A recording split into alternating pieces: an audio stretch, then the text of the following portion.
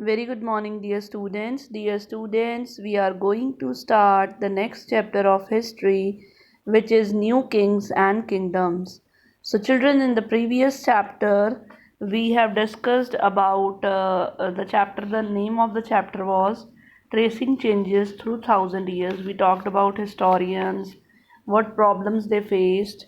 Then we compared the map 1 with map 2, how it was different. And now, children, we are going to start with which new kings and which new kingdoms emerged in the subcontinent.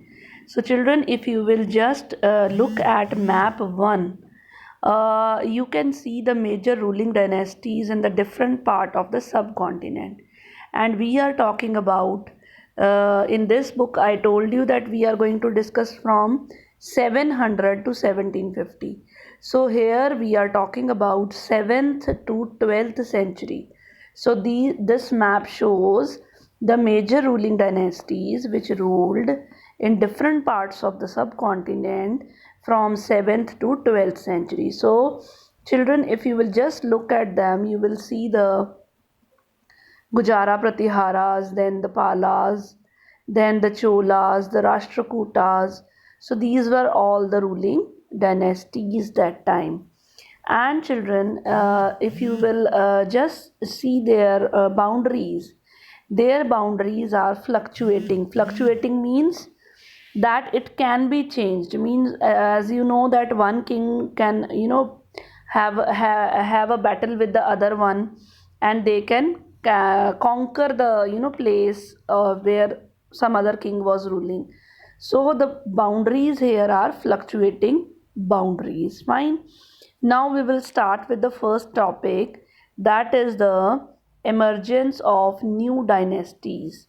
Fine. So children, by the end of 7th century, see, there were big landlords, warrior chiefs, and they were all there in the different part of the subcontinent. Now the kings which were already there, they used to you know uh, they used to acknowledge them as, now these landlords, these warriors, the kings used to call them as their samantas or their subordinates. What all work they were doing? They were expected to bring gifts for the kings and for the overlords. They used to be present in the courts of these kings, and they used to provide them with military support. So as slowly and gradually, when these samantas, means when these landlords or when these warrior chiefs, they gained power and wealth, what did they do? They declared themselves as the Mahasamanta or the Mahamandaleshwara. They said that we are going to be called as Mahasamantas or the Mahamandaleshwara, which means the great lord of a circle or a region. So this way they used to call themselves. Fine. Now even many a times these Mahasamantas, they became independent from their kings. Fine. They called themselves as kings of certain region.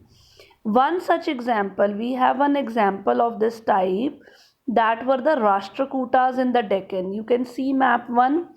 Where are the Rashtrakutas? So the Rashtrakutas in the Deccan, they are a good example of this thing, that the Samantas, they are calling up their independence. So the Rashtrakutas, they were subordinate to the Chalukyas. Fine.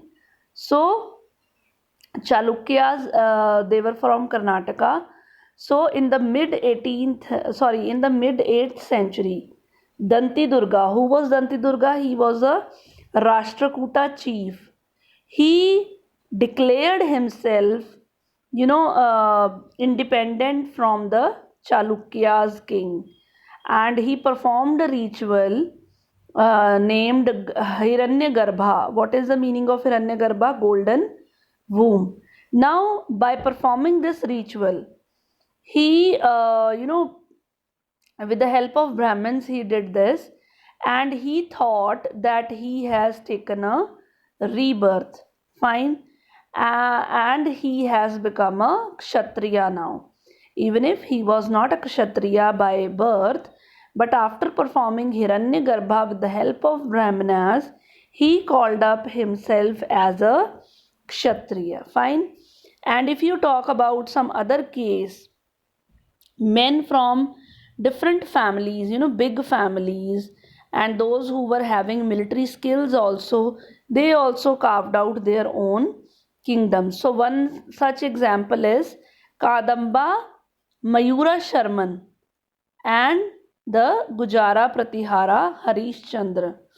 They were the Brahmins, and they just declared themselves as Kshatriyas. They left their own profession of Brahmins and they just took up the arms, and they made their own kingdoms in Karnataka and Rajasthan respectively. Fine.